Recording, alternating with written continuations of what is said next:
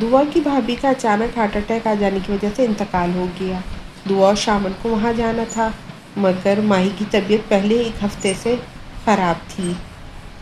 फौदगी पे जाना भी ज़रूरी था। उनके घर के नेक्सी में उन्होंने घर के कामों के लिए एक बेवा औरत को रखा हुआ था। वो उन्हीं के हवाले माही को किए खुद कराची चले गए, मगर वहाँ जाकर किसी रैली निकलने की वजह से रोड ब्लॉक हो गए, इसलिए उनकी वापसी में ताख़ीर हो गई। माही अपने बिस्तर में पसमर्दगी से लेटी हुई थी। अचानक उसके पेट में शदीद दर्द हुआ। वो जो अपने निकाह के बाद एक दिन भी ठीक से नहीं रही, उसी दिन से कॉलेज भी नहीं गई। हर वक्त अपने बिस्तर पे लेटी रहती। दुआ उसके लिए खाना उसके कमरे में ही दी जाती कि शायद उसे वीकनेस हो गई है, कुछ दिन आराम करेगी तो खाए पिएगी तो ठीक हो जाएगी। मगर माही की हालत सुधरने के बजाय मज़ीद बिगड़ने लगी। माही को कुछ अजीब सा लगा कि ऐसा क्यों। वो कुछ भी समझ नहीं पा रही थी अपने वजूद की तब्दीली की वजह। अपनी मम्मा से और वो आंटी जो से अनेक्सी में रहती थी, वो उनके कमरे में दाखिल होने से पहले ही अपने ऊपर कंफर्टर दुरुस्त कर लेती, खुद को उसमें छुपा लेती। अब तक किसी ने उसके वजूद की तब्दीली को नहीं देखा था, लेकिन अब जब उसके पेट में शदीद किस्म का दर्द उठा तो उसने खुद से कंफर्टर उतार कर पीछे किया और पेट पे हाथ रखा। ऐसा लगा जैसे पेट में कुछ ज़ोर ज़ोर से घूम रहा था। माही से ये सब बर्दाश्त करना मुश्किल हुआ। वो बेआवाज़ रोने लगी। उसकी सिसकियाँ कमरे में गूंजने लगीं। मामा बाबा वो दर्द से कर्रा रही थी कि उसे फिर से मतली होने लगी। वो वॉशरूम की तरफ जाने लगी तो कमज़ोरी के बायस चला ही नहीं जा रहा था। वो दीवार का सहारा लिया, आहिस्ता आहिस्ता चलते हुए अंदर गई और वॉश बेसिन पर झुक गई। कुछ देर बाद चेहरा धोकर ऊपर उठाया और खुद शीशे में देखा। सुर्ख और सफ़ेद रंगत में दर्दियाँ घुल चुकी थीं। आँखों के नीचे स्याह हल्के जो अब गालों तक आ रहे थे, आंखें अंदर को धंसी हुई, बिखरे हुए बाल। न जाने कितने दिनों से उसने बालों में ब्रश नहीं किया था। मिलगजा सा हुलिया वो सदियों की बीमार लगी। वो दरवाज़ा खोलकर बाहर निकलने लगी। वो तो पहले ही कमज़ोर सी थी। इस धान पान सी लड़की के वजूद में जो तब्दीली आई थी, उसे सहारने की हिम्मत उसमें नहीं थी। वो अपने पेट पे हाथ रखे बाहर निकली तो वहीं दरवाजे पे गिर गई। लकी, वो ज़ोर से चिल्लाई। माही जो लकी जो दरवाजे के रास्ते अंदर आया था, उसे बाथरूम के दरवाजे के पास गिरा हुआ देखा तो दौड़ते हुए उसके करीब आया। तुम ठीक हो ना माही? वो उसका गाल थपथपा कर बोला। माही ने अपनी आधी खुली आंखों से उसे देखा। लकी ने उसे अपनी मजबूत बाहों में भरते हुए बिस्तर पर लिटा दिया। चलो जल्दी से उठो, अपने हवास बहाल करो, मुझे तुमसे बहुत अहम बात करनी है। क्यों चले गए मुझे छोड़कर? कितना याद किया मैंने आपको। ऐसा क्या गुनाह किया मैं कि जिसकी सज़ा आपने मुझे जुदाई की सूरत में दी? इस सब की एक वजह थी, वही बताने आया हूँ।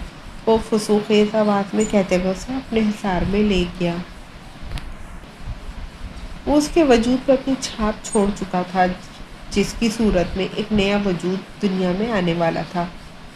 आपने ये सब ठीक नहीं किया, मैं आपको कभी माफ़ नहीं करूँगी। वो सब कुछ याद करते एक झटके से उसका हिसार तोड़ते हुए सिसकी ली। लकी ने माही की धंसी हुई आंखों पे लब रखे उसे अपने होने का एहसास दिलाया। लकी ने माही की धंसी हुई आंखों पे लब रखे उसे अपने साथ का एहसास दिलाया। नहीं चाहिए आपका प्यार, नहीं चाहिए। वो उसके गालों को अपने हाथों के प्यालों में भरकर मुद्दम आँच देते हुए लहजे में बोला। उसकी गोल्डन शेडेड आंखें लौ देने लगीं, जबकि उसकी मौजूदगी अपने आसपास महसूस करते माही का चेहरा शर्म से तप उठा। हाथों का लहराना लकी की निगाहों से मख्फी नहीं रहा। माही को खुद पर शदीद गुस्सा आ रहा था। उसका बस नहीं चल रहा था कि वो कुछ कर डाले।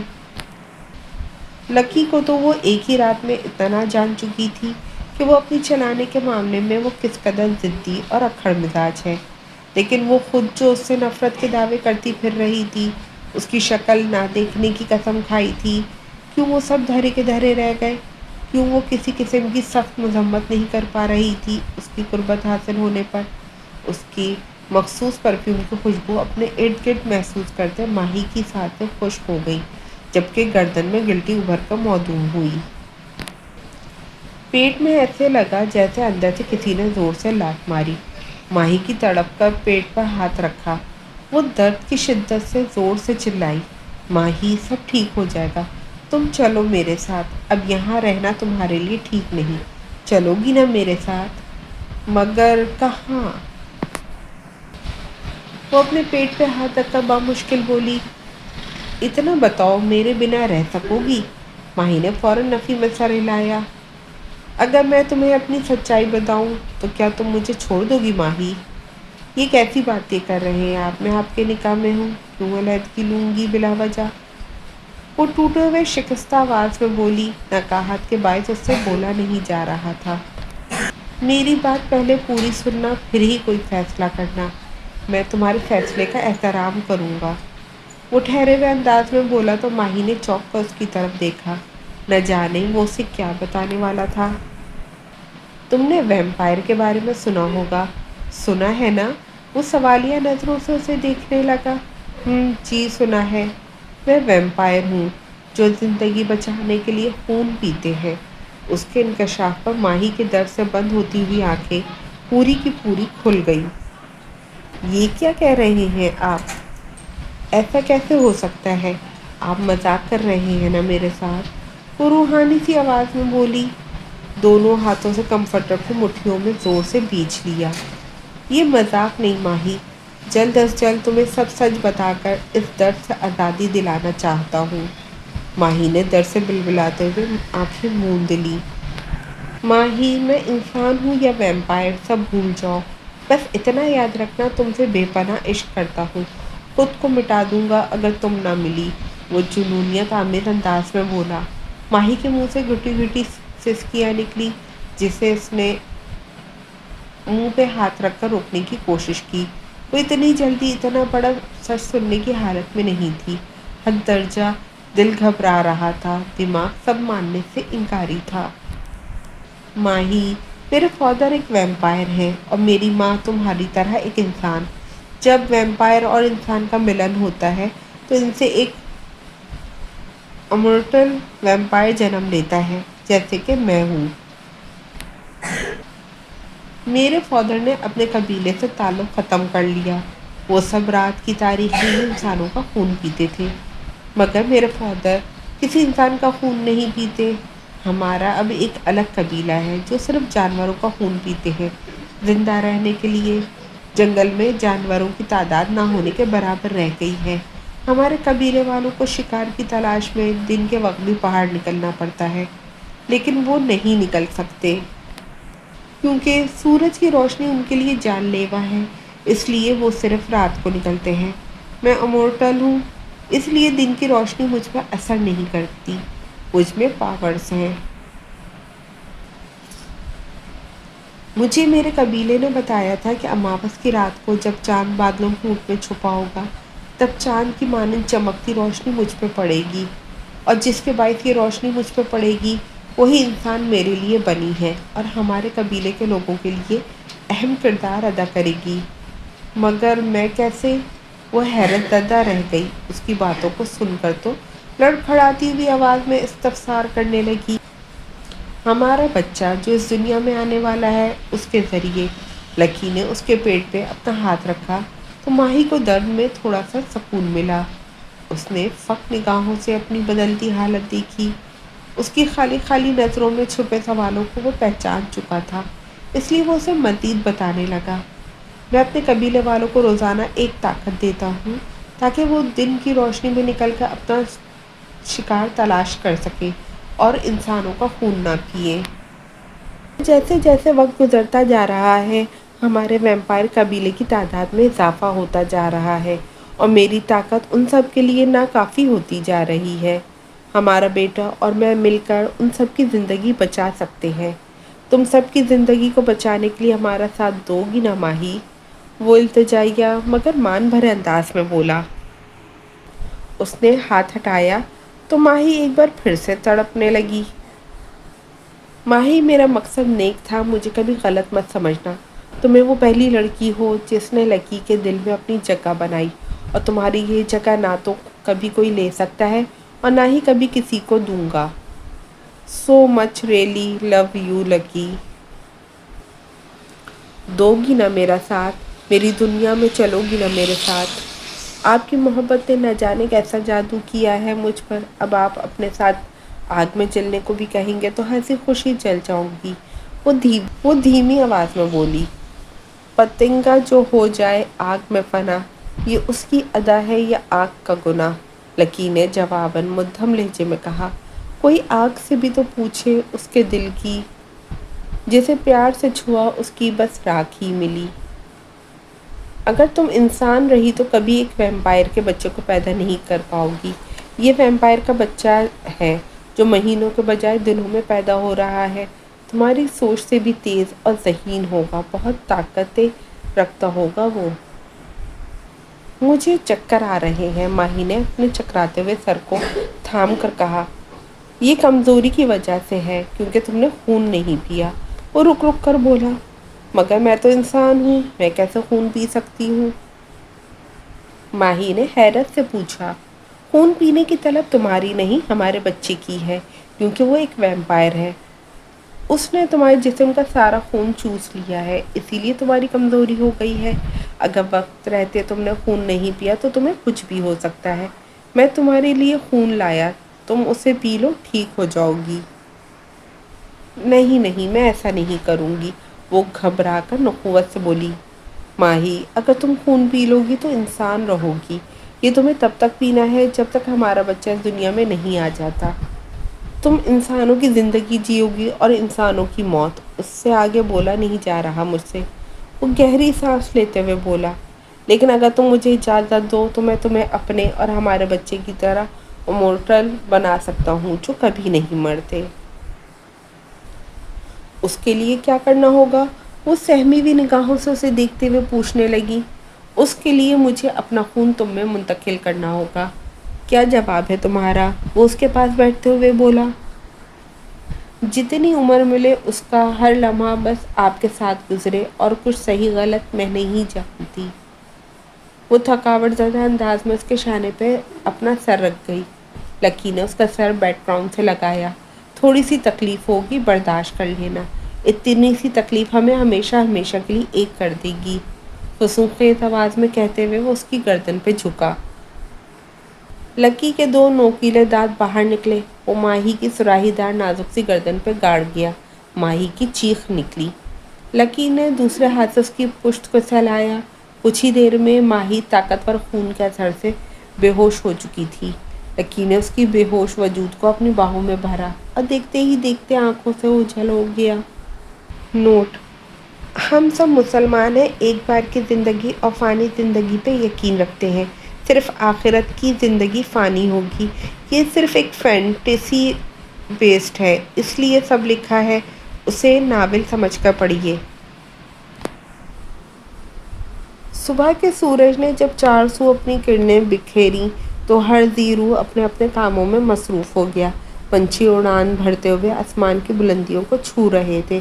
हवा में खुनकी बढ़ गई थी। खुली हुई खिड़की में से हवा और रोशनी अंदर आ रही थी।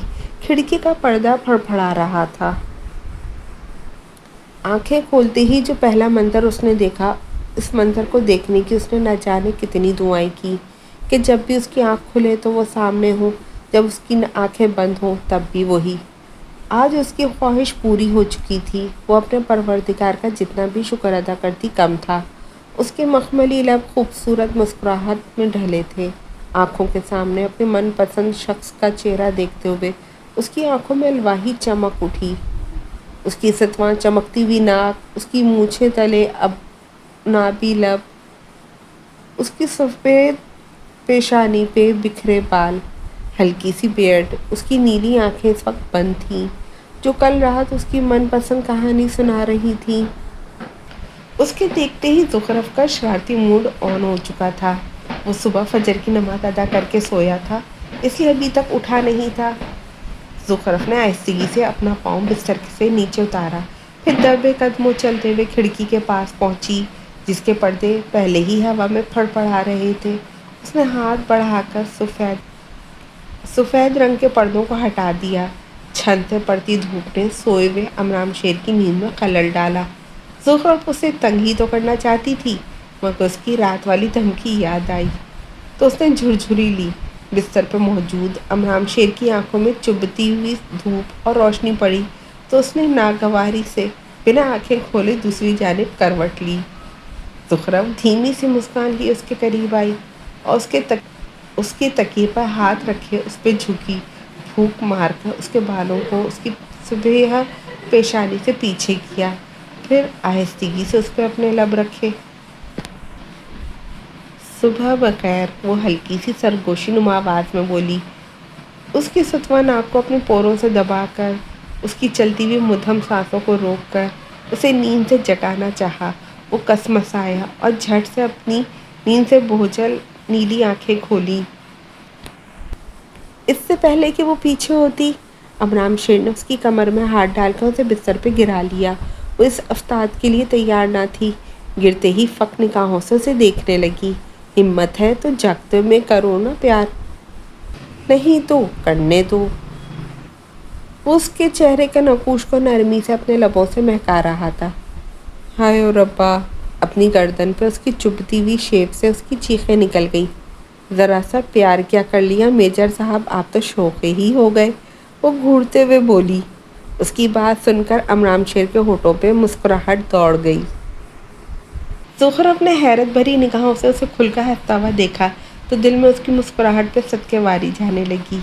जैसे ही इसकी जसारतों में इजाफा होने लगा, ज़ुहर तो बौखला गई।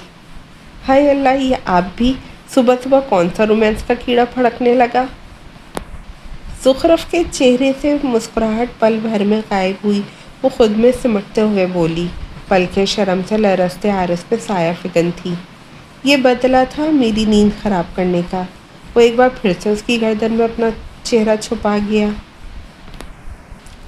मेजर पीछे हटे, वो शर्म से कपकपाते रूहानी से लहजे में गोया हुई, पलकें हया से बोझल हो रही थी।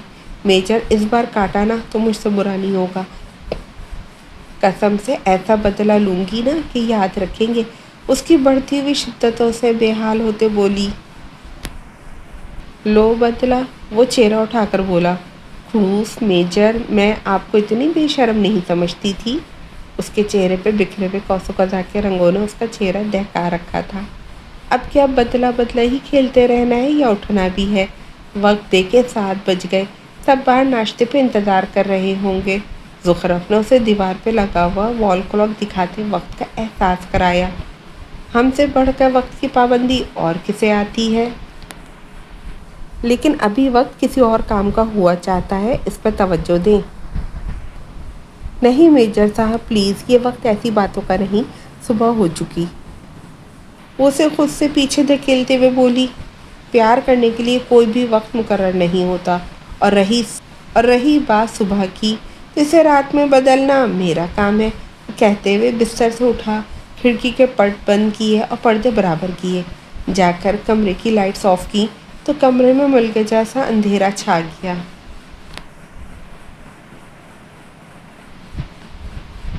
इसे कहते हैं दिन को रात में बदलना। क्यों, कैसी रही? वो आईब्रो झुकाकर 2 मायने नज़रों से देखते हुए जैसे जैसे उसकी तरफ कदम बढ़ा रहा था, ज़ुहर को अपनी जान जाती हुई महसूस हुई। वो बेड के क्राउन से लगी अपने खुराफाती दिमाग में बचने के लिए कोई तरीका सोचने लगी और कुछ समझ नहीं आया तो पास पड़ा तकिया अमराम शेर की तरफ उछाल दिया। उसके इरादे उस पर तकिया फेंककर उससे छुटकारा पाते हुए वॉशरूम में जाने का था, मगर अमराम शेर ने हद दर्जा फुर्तीले अंदाज में तकिया कैच किए नीचे फेंका और बेड पर गिरने के अंदाज में लेटकर उसकी गोद में सर रख लिया। क्या इरादे हैं? उसने ज़ुहर की थोड़ी से छूकर चेहरा उठाते हुए उससे इस्तफसार किया। मेरे इरादे तो बहुत नेक हैं बाहर जाने के, लेकिन आपके इरादे बहुत ख़तरनाक। अब फौजियों से पंगा लोगी तो महंगा तो पड़ेगा ना। हमारे हाथों से बच कर निकलना नामुमकिन है मैडम। वो उसके निचले होंठ को अपने पोरों से सहलाते हुए खुमारज़दा आवाज़ में बोला, आप अपने इरादे मौकूफ़ नहीं कर सकते? वो झुंझला कर बोली। मुझे अपने टारगेट से आज तक कोई नहीं हटा सका। मैं भी आखिर उसी मेजर की बीवी हूँ, टक्कर बराबर की होगी। वो फर्दी कॉलर उचका कर बोली। Let's see. वो उसका बाजू खींचकर उसे गिराते हुए उस पर झुका। نہیں نہیں، وہ مسکراتے ہوئے نفی میں سر ہلانے لگی، کیونکہ اس کی بیئرڈ کی چبھن سے اب اسے ہنسی آنے لگی تھی۔ جہاں اس جہاں اس نے اپنے ہاتھ رکھے زخرف کے تو ہاتھ پاؤں پھولنے لگے۔ وہ خود کو خود سے چھپا لینا چاہتی تھی، تنفس تیز سے چل رہا تھا، اس کی خجالت اور شرمانا امرام شیر کو اپیل کر رہا تھا۔ زخرف کی کوئی بھی مذمت کام نہیں آئی اس دیو ہیکل وجود کے سامنے۔ وہ خود بھی ہار گئی، اس کے سامنے دل تو بہت عرصے پہلے ہی ہار چکی تھی، اب اپنا آپ بھی وار گئی اس پر۔ زخرف کروٹ بدلے کمفرٹر میں چہرہ چھپائے ہوئے تھی۔ میری شیرنی جو اس وقت بالکل بھیگی بلی بن کر چھپی ہوئی ہے، کیا فائدہ چھپنے کا، اب تو جو ہونا تھا وہ ہو چکا۔ اس سے کمفرٹر کھینچ کر اس میں اپنا چہرہ کیے سرگوشی نما آواز میں بولا، بہت ہی کوئی ڈیش انسان ہیں آپ۔ وہ شرم کے باعث آنکھیں کھول ہی نہیں پا رہی تھی۔ اس کا کیا کہا چھوٹا، اب اس ڈیش میں کیا ہے؟ وہ اس کی پشت پہ اپنی انگلی پھیر کر اس پر انگلی سے اپنا نام لکھ رہا تھا، امرام شیر۔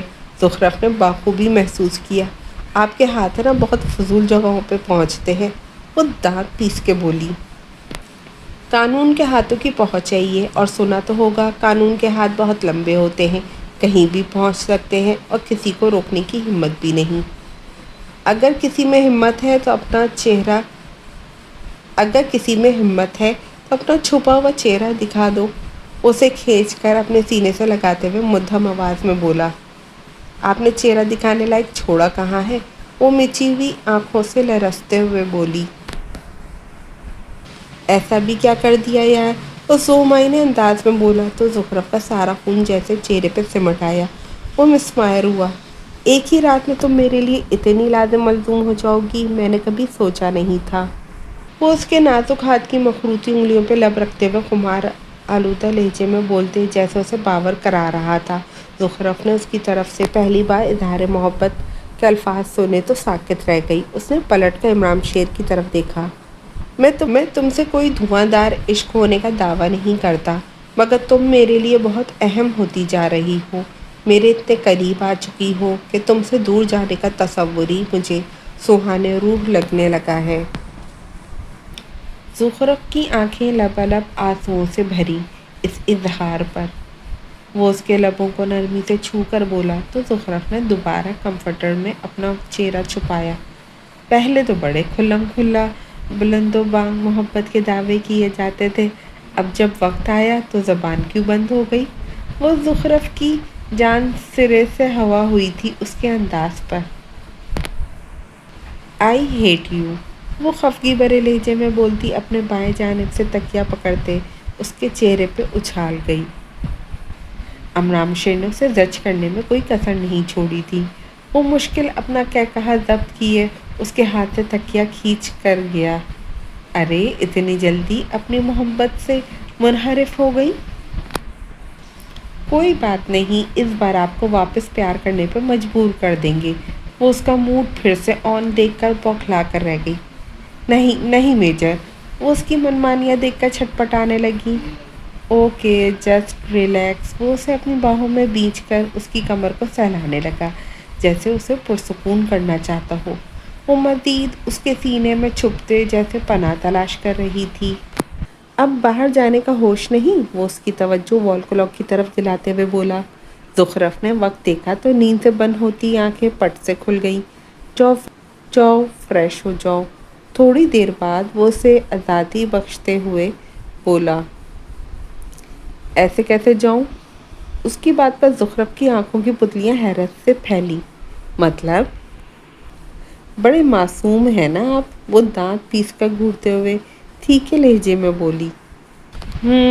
میری اس خوبی کو تم نے بالکل ٹھیک پہچانا، وہ اس کی ناک کو اپنی پوروں سے دباتے ہوئے بولا۔ امرام شیر نے اپنی شرٹ اٹھا کر اس کی طرف بڑھائی، برائے مہربانی اپنی ان بہکی ہوئی نظروں کا زاویہ تبدیل کریں، بلکہ چہرہ دوسری طرف کریں۔ یہ نہیں ہو سکتا، یہ آنکھیں اور یہ چہرہ پورا حق رکھتا ہے سب دیکھنے کا، اسے ابھی کل ہی نکاح نامے کی صورت میں سارے حقوق مل چکے ہیں۔ شرم کر لیں کچھ، اس نے گھر کا، شرم کرنا آپ کا کام ہے، میرا نہیں۔ صحیح کہا تھا، میں آپ بہت ڈیش انسان ہیں۔ وہ اس کے باعث والے بازو پہ زور سے چٹکی کاٹ کے بولی۔ آہ جنگلی بلی، وہ کرا کر بولا۔ اس بار زخرف ہنسنے لگی۔ دونوں کی خوشگوار زندگی کی شروعات ہو چکی تھی۔ واش روم سے فریش ہو کر باہر آئی تو زخرف کمرے میں تفصیلی نگاہ دوڑائی، مگر وہ اسے کہیں دکھائی نہیں دیا۔ وہ دوپٹہ بستر پہ رکھے اب اپنے گیلے بالوں کو سلجھانے لگی۔ ڈریسر سے لپ گلاس اٹھا کر لبوں پر لگایا۔ کمرے سے ملحقہ ڈریسنگ روم کا دروازہ کھلا تو زخرف چونک کر پلٹی۔ امرام شیر اپنے آرمی یونیفارم پہنے جانے کو تیار تھا۔ آپ ایک ہی رات میں مجھ سے تنگ آ گئے، بڑی جلدی ہے آپ کو مجھ سے دور بھاگنے کی، وہ خفگی بھرے انداز شکمکنہ نگاہوں سے اسے دیکھتے ہوئے بولی۔ ایسی بات نہیں، آج ڈیوٹی جوائن کرنی ہے، وہ شیشے میں دیکھ کر اسے سر سے یونیفارم کیپ ٹھیک کرتے ہوئے بولا۔ زخرف نے اسے نظر بھر کر اپنے آنکھوں کے راستے دل میں اتارا۔ وہ تھا ہی اتنا ہینڈسم، مگر آرمی یونیفارم میں تو بات ہی الگ تھی۔ ایسا لگتا تھا کہ یہ یونیفارم بنا ہی اس کے لیے تھا۔ یوں ہی دور دور سے آنکھوں کی پیاس بجھانے کا ارادہ ہے یا قریب آ کر ان رسیلے ہونٹوں سے، وہ 2 مہینے انداز میں کہتے ہوئے خاموش ہوا، مگر نگاہوں میں چھپے جذبات کا ٹھاٹھے مارتا ہوا سمندر آباد تھا۔ وہ دھیرے دھیرے اس کے قریب ہی آ رہا تھا۔ زخرف کی سانسیں خشک ہو گئی۔ اس نے باقاعدہ اپنی مومی انگلیاں چرخائیں۔ اب ڈر کس بات کا؟ اس کی کمر میں ہاتھ ڈال کر اسے اپنے حصار میں لیے سوالیہ نظروں سے دیکھتے بولا۔ میں کوئی ڈرتی ورتی نہیں کسی سے، ناراض ہوں میں، وہ امرام شیر کے سینے پہ سر رکھ کر بولی۔ اس کے اتنے قریب آ کر دور چلے جانے کے بارے میں سوچ سوچ کر اس کی جان جا رہی تھی۔ یہ کیسی ناراضگی جس میں خود سپردگی کے بعد بھی شکوے ہیں؟ یہ زخرف کا اسٹائل ہے، وہ سر اٹھا کر بولی۔ چلے نیچے، امرام شیر نے گھڑی پر لگے وقت کو دیکھتے کہا۔ چلتے ہیں ورنہ سب نے کہنا ہے زخرف نے میجر پہ نہ جانے کیسا جادو کیا، جو ایک ہی رات میں اس کے گھٹنے سے لگ کر بیٹھ گیا کہ ابھی تک باہر ہی نہیں آیا۔ ڈرامائی انداز میں کہتے زخرف نے اس کے تاثرات دیکھے، جو مسکراتی ہوئی نگاہوں سے اسے ہی دیکھ رہا۔ میں شکل سے زن مرید لگتا ہوں؟ لگتے تو نہیں، بن بھی جائیں تو مذائقہ ہے۔ اس نے بستر پہ پڑا اپنا دوپٹہ اٹھا کر اپنے شانوں پہ پھیلایا تو وہ متبسم سا مسکرایا اس کی مزاحیہ باتوں پہ، اور ایک جھٹکے سے اسے اپنے قریب کھینچتے اپنے حصار میں لیا اور اس کے چہرے پہ ایک پرشدت لمس چھوڑا۔ وہ شرم سے کپ کپا کر رہ گئی۔ اگلی بار میں واپس آؤں تو کچھ ایسا کرنا جس سے میں زن مرید بننے پہ مجبور ہو جاؤں، وہ اس کے دوسرے گال کو چوم کر دھیمی آنچ دیتے ہوئے لہجے میں بولا۔ زخرف نظریں چرانے لگی۔ امرام وقت کا خیال کرتے اس کا ہاتھ تھام کر دروازے کی جانب بڑھا ہی تھا۔ زخرف رکی۔ ادھر آئیں، زخرف نے اسے جھکنے کے لیے کہا۔ اس نے ناسمجھی سے دیکھا، پھر اس کے اشارہ کرنے پہ جھکا۔ زخرف نے اس کی گردن میں دونوں باہیں ڈال دی اور اس کے ساتھ چپک گئی۔ یہ کیا تھا؟ وہ واپس اوپر ہوا تو زخرف کے پاؤں زمین سے اوپر ہو گئے۔ چلیں اب، یار پاگل ہو، ایسے جائیں گے باہر؟ تو کیا ہوا اگر آپ مجھے اٹھا کر لے گئے باہر؟ اچھا تو تم چاہتی ہو میں تمہیں اٹھا کر لے جاؤں؟ جی بالکل۔ اچھا تو پھر بازوؤں میں اٹھا لیتا ہوں۔ یار یہ کیا طریقہ ہوا باہر جانے کا؟ مجھے ایسے ہی جانا ہے باہر، وہ بدضد ہوئی۔ کچھ نہیں ہو سکتا زخرف تمہارا، وہ تعصب سے سر ہلاتے ہوئے بولا۔ اگر آپ نے میری بات نہیں مانی تو میں نیچے ہیر پھپھو کو آپ کی شکایت لگاؤں گی کہ آپ نے مجھے کتنا تنگ کیا اور یہاں گردن پہ کاٹا بھی، وہ دھمکی آمیز انداز میں بولی۔ میرے پاس آپ کے دانتوں کے نشان بھی ہیں ثبوت کے طور پہ۔ اچھا تو میں بھی تمہارا کارنامہ شیمپو والا بتاؤں گا سب کو۔ میرے پاس ابھی تک وہ ٹوتھ پیسٹ موجود ہے ثبوت کے طور پہ۔ چلو نا یار، ابھی سب سے ملنا بھی ہے، بہت وقت ہو گیا۔ اچھا چلیں چھوڑیں، آپ بھی کیا یاد کریں گے، کس سخی دل سے پالا پڑا ہے آپ کا، وہ فردی کالر اچکا کر بولی۔ تو دونوں ایک دوسرے کی ہمراہی میں دروازہ کھول کر نیچے اترنے لگے۔